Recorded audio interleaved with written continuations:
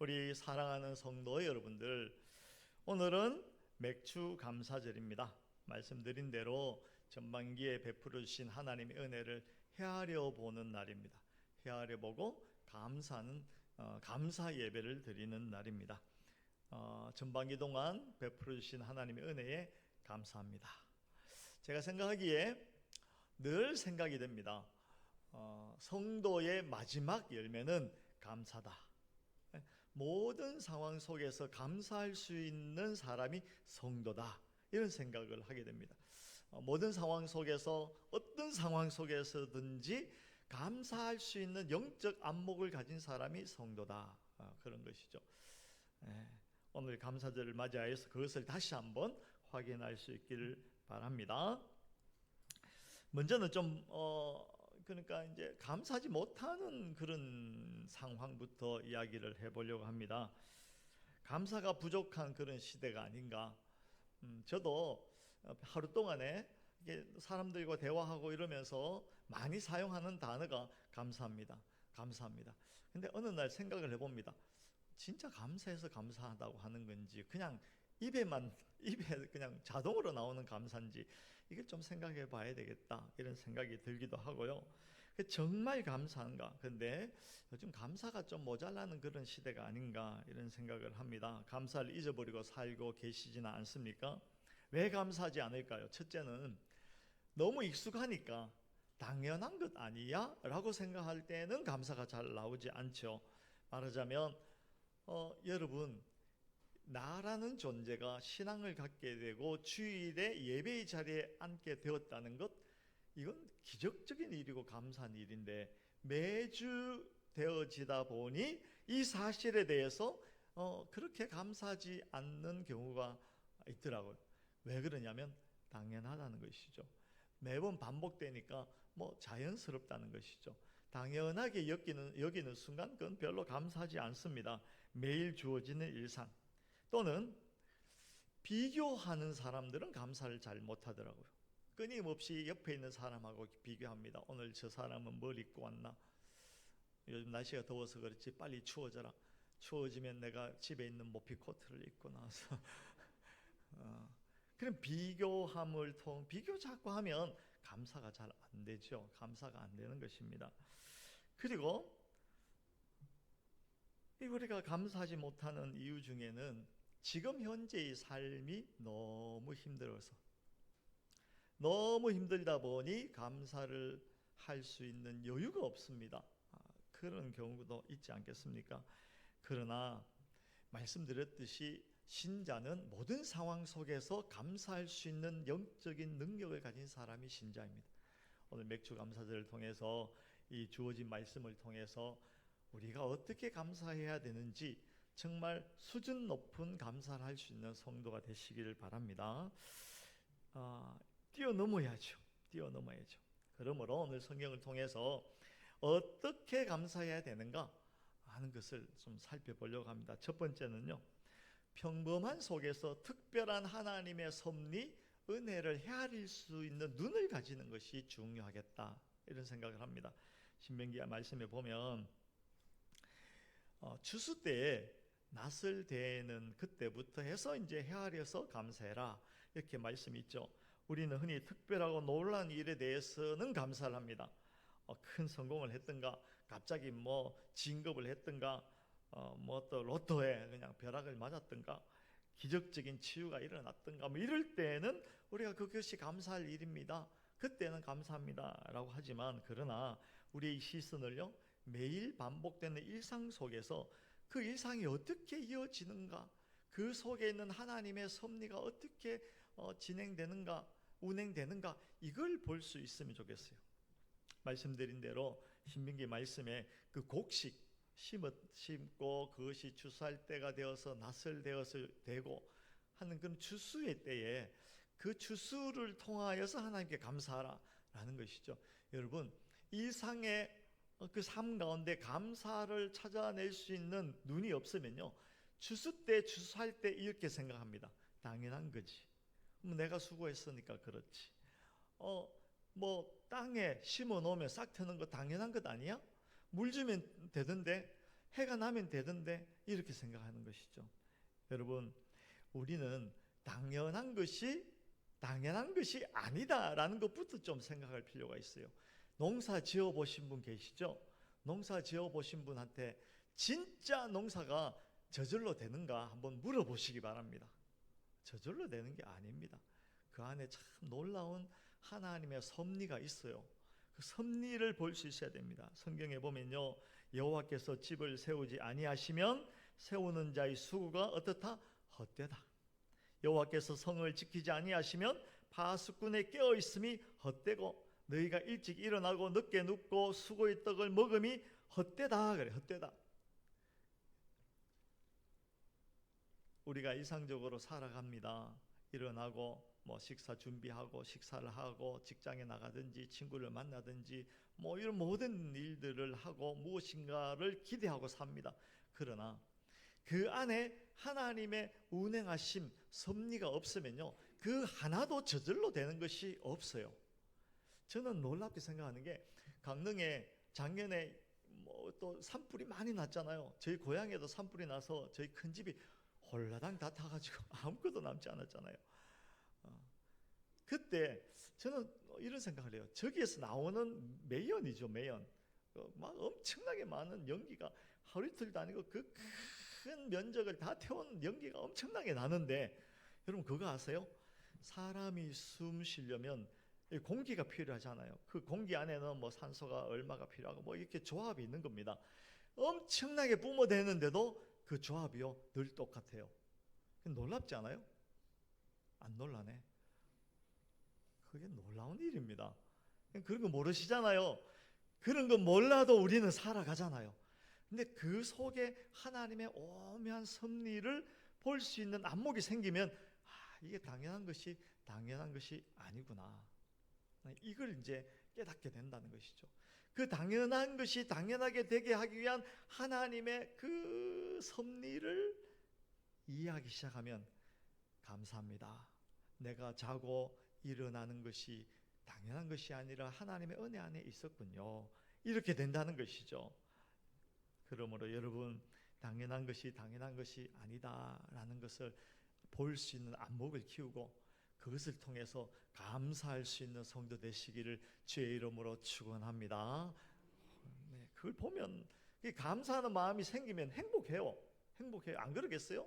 지푸둥하던 날씨가 싹 깨끗해지는 것입니다. 맑아지는 것입니다. 감사한다는데 뭘 감사한다는데. 광야에서 이스라엘 백성은 무엇을 먹고 살았습니까? 만나를 먹고 살았죠. 만나.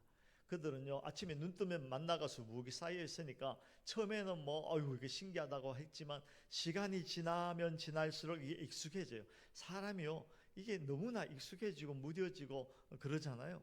그러니까 시간 지나면서 그 엄청나게 놀라운 만나를 먹으면서 불평하기 시작합니다.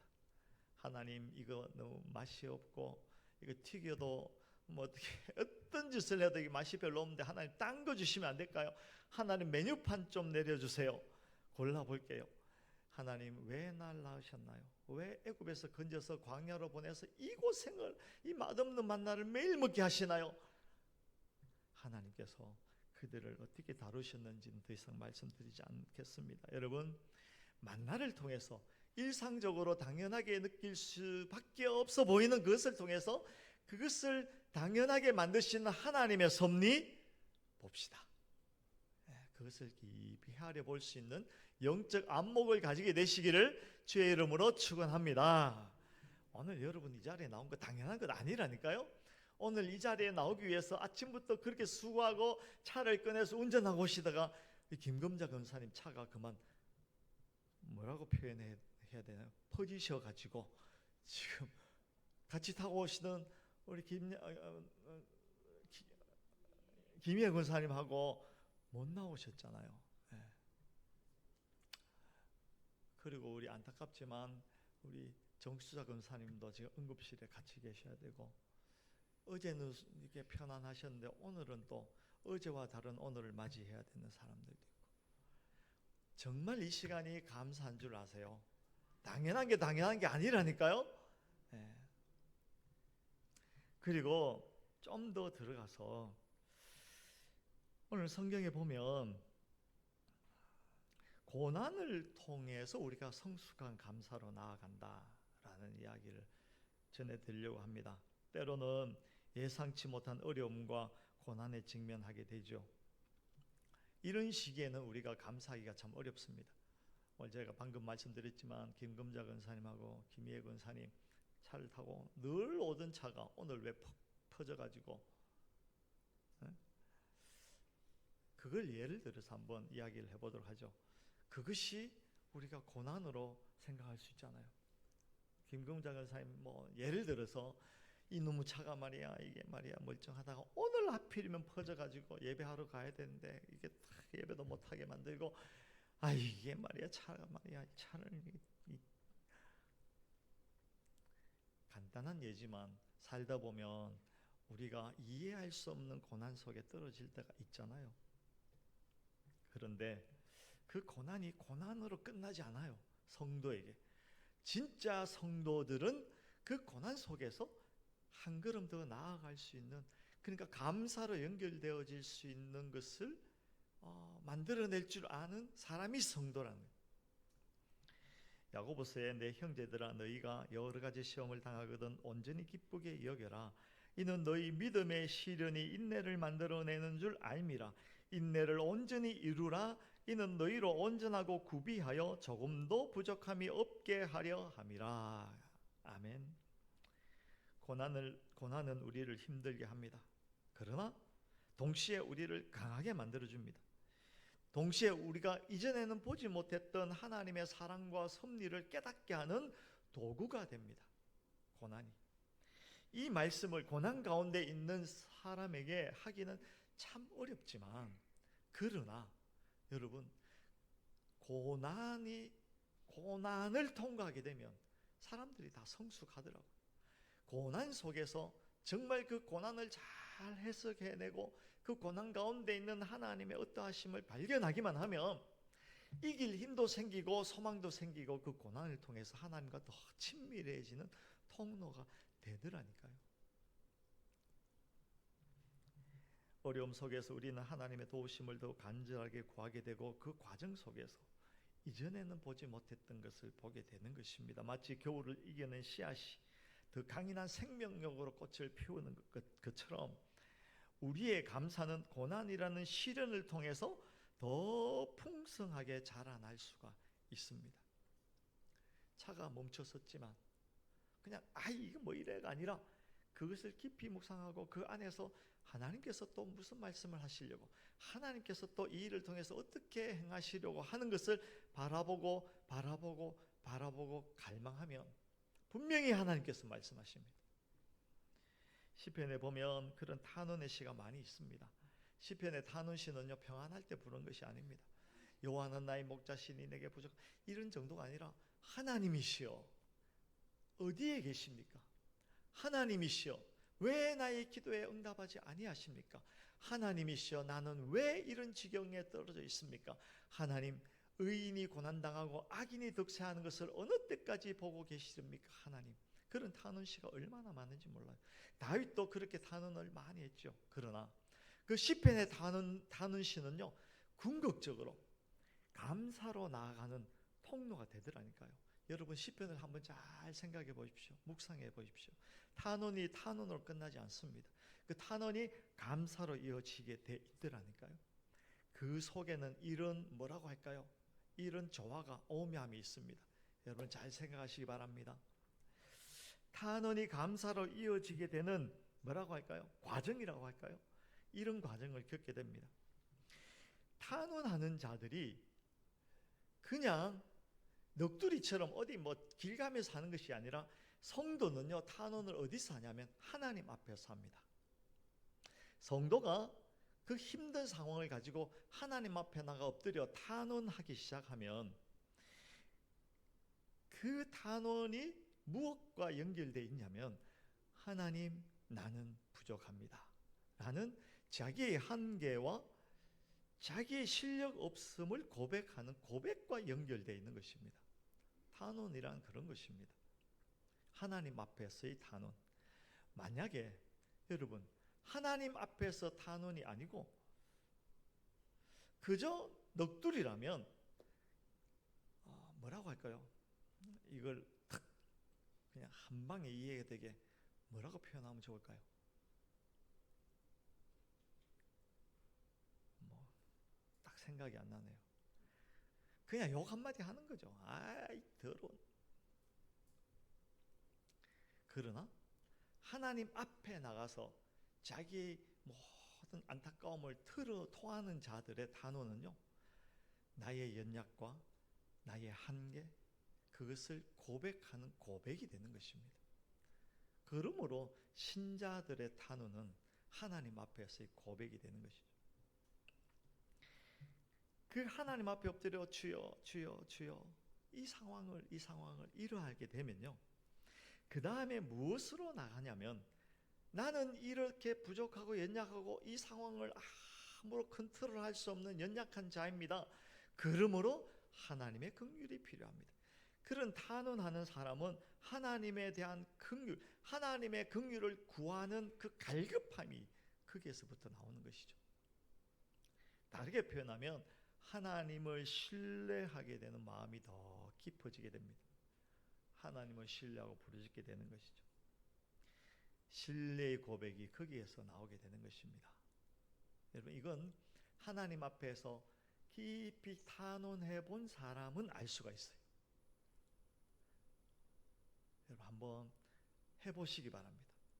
힘들고 어려운 일이 있을 때 그냥 욕 한마디 하고 투덜대고 그러지 마시고, 하나님 앞에 나가서 조용한 시간에 정을 토하고, 마치 한나가 그 아픔을 가지고 하나님 앞에 나가서 기도하였던 그 심정을 가지고 하나님 앞에서 단언하면, 내 속에 하나님의 은혜가 아니면 살 수 없구나, 하나님 나에게 긍휼을 부어주시옵소서, 오직 하나님의 긍휼이 필요합니다 라는 마음이 깊어지기 시작합니다.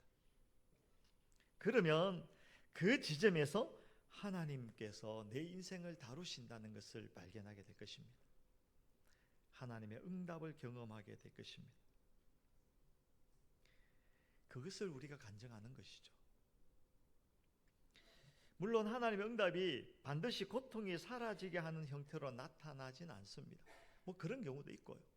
그러나 때로는 그 고통이 사라지게 하는 것이 아니라 고통을 이겨낼 힘을 주시더라고요.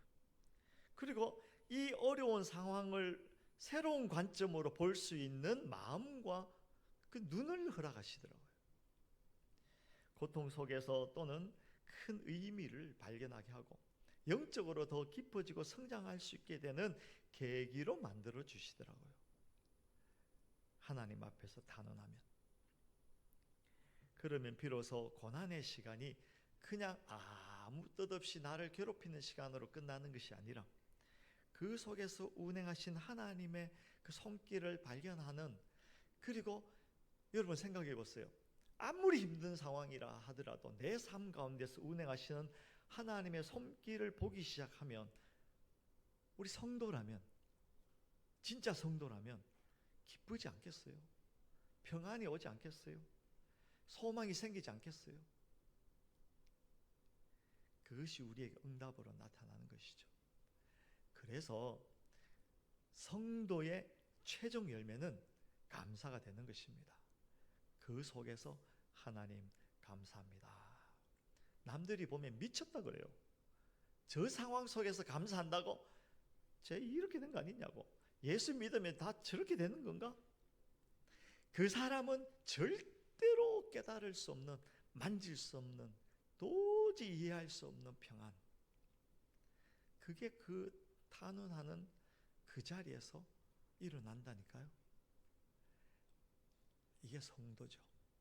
이것이 성도입니다. 그러므로 성도는 그 안타까운 상황 속에서도 감사로 나아갈 수 있는 통로를 가지게 되는 사람이 성도입니다. 여러분, 혹시 맥주 감사절에 왔는데 차가 퍼져서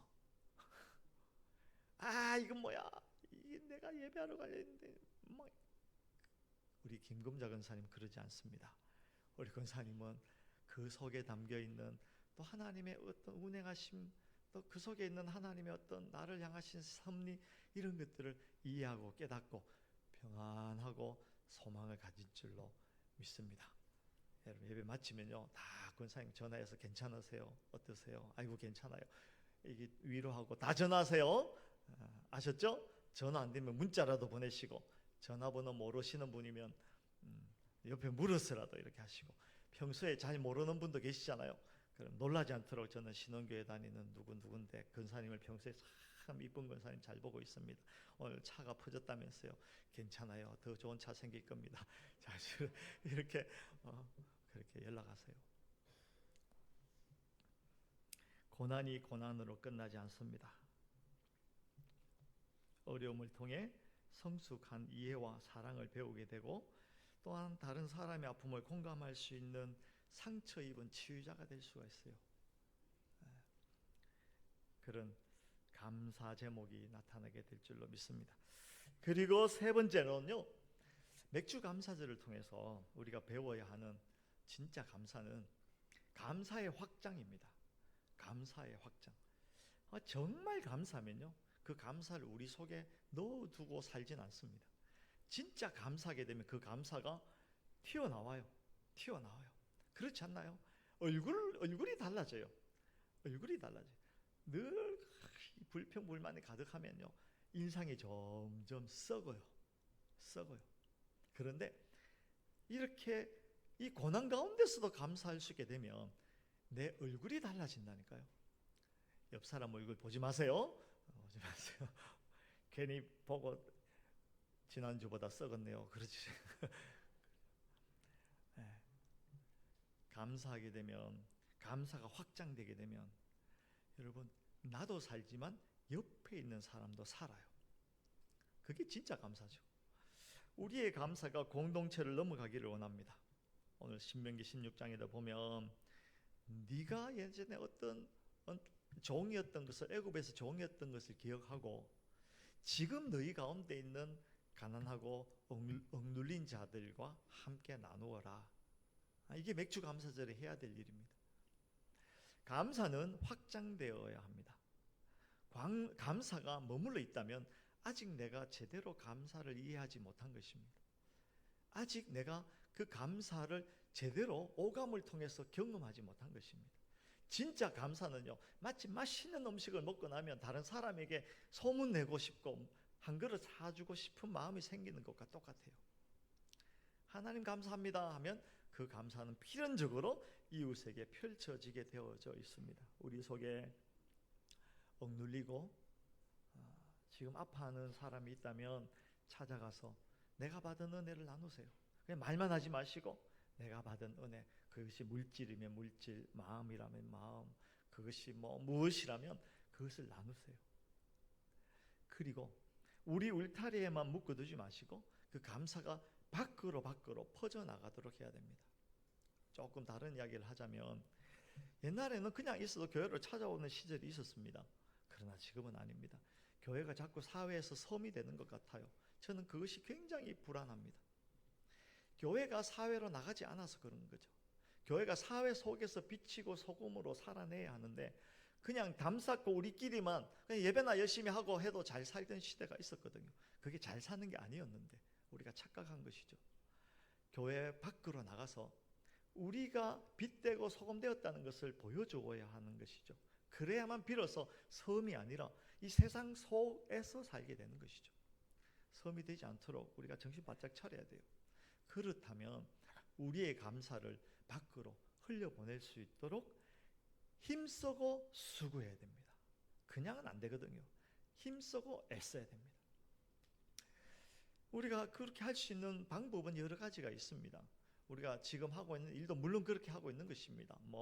우리가 때 되면 또 임의용 봉사도 하잖아요. 복지관에서 하고 또 성탄절이 되면 또 절기가 되면 오늘은 떡을 안 했습니다만 추수감사절 이럴 때 떡을 하잖아요. 하면 그걸 또 싸가지고 옆으로 또 관리실에도 갖다 드리고 이렇게 하거든요. 그래서 관리실에 있는 직원들이 우리 교회를 되게 좋은 교회로 착각해요. 하여튼 그렇게 하는 것, 그 정도에서 멈추지 말고 좀 더 적극적으로 사회 속으로 펼쳐나가야 됩니다. 구조적으로 그런 것을 만들기 위해서 지정헌금을 만들어 놓은 것입니다. 그런데 원래 지정헌금이 좀 시들시들한 것이 사실입니다. 저도 이 못된 마음이 들어서 요즘 경기가 안 좋다고 그러죠. 그래서 경제적으로 경기는 이 심리적인 것이잖아요. 그러니까 움츠려 들게 되고 또 실제로 경제적으로 좀 움츠려 들게 되는 그런 상황이 발생을 한 것도 사실입니다. 그러다 보니 마음이 좀 열어지고 다른 이웃을 향하는 마음이 좀 적어진 것도 사실이죠. 그래서 지정헌금을 잘 하지 않았던 것이죠. 그래서 제가 회개하고 맥주 감사절인데 하나님께서 이웃을 돌아보라고 하셨는데 이때라도 안 하면 이건 아니다 싶어서 7월달 지정헌금을 이제 주보에 이제 내놨습니다. 지정헌금은 이웃을 섬기자는 것이죠. 7월달 지정헌금은 장학금으로 사용하려고 합니다. 첫 번째는 수수마가 이제 네팔에서 와서 대학을 다니는데 이놈이 공부를 반에서 1등 해가지고 장학금을 전액 장학금 받으면 좋겠지만 제가 봤을 때 얘는 공부하고는 거리가 머네요. 지금 지 이야기 하는데 전혀 이해를 못하고 있겠죠? 공부를 마치실 때 우리가 도와줬으면 좋겠어요. 저 아이가 공부 잘해서 이제 네팔로 가든지 뭐 어디 가서 하든지 크리스찬 네팔 크리스찬으로서 잘 서가는 거 우리가 보기를 원합니다. 이제 아마 2학기에 등록해야 되는데 우리가 좀 도와줘야 됩니다. 그렇게 하고 또 장학금으로 학생들 장학금이 필요한 학생들에게 좀 더 이제 우리가 나눌 수 있으면 좋겠습니다. 지정헌금 하시기 바랍니다. 지정헌금 하시는데 보통 우리가 헌금의 양을 이렇게 정해 놓고 일정하게 하잖아요. 근데 그렇게 하지 마시고 일정하게 하시는 건 그냥 하시고 이건 특별한 경우니까 마음에 감동이 하나님께서 마음을 감동하시는 대로 하시기 바랍니다. 추가로 하는 겁니다. 그 액수는 뭐 10,000원이 되든지 20,000원이 되든지 그건 뭐 전혀 상관이 없어요. 하나님께서 마음에 감동하시는 대로 추가로 하시는 겁니다. 추가로 하는 겁니다. 아시겠죠? 이름 바꿔 하시면 안 됩니다. 평소에 하던 감사헌금을 이름 바꿔서 지정헌금 이렇게 하시면 안 됩니다. 감사헌금 하시는 거는 그냥 감사헌금 하시고 추가로 하는 겁니다. 근데 하나님 추가로 할 여력이 안 되네요.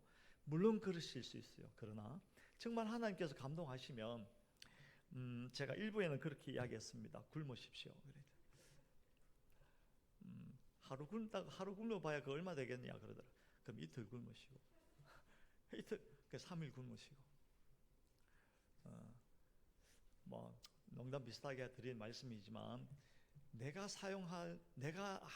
가지고 있는 당연히 내 것이라고 생각하는 자원을 줄여서라도 지정헌금해서 아이들에게 장학금을 줄 수 있으면 좋겠습니다. 그렇게 할 때 진짜 신자지 그냥 할 만한 사랑 내가 뭐 할 수 있는 것만 하는 것 그건 우리의 수준이 아니잖아요. 우리 한계를 넘어서고 우리가 뭐 그렇게 해서 정말 멋진 교회와 멋진 성도를 살 수 있기를 원합니다. 그래요. 하나님께서 감사 잘하는 성도 왜 그냥 두시겠습니까? 정말 칭찬하실 것이고 우리를 위하여 5개의 멸류관을 준비하시고 이 땅을 사는 동안에 감사가 커지고 넓어지고 깊어지고 풍성해지도록 하나님께서 우리와 함께 하실 것입니다.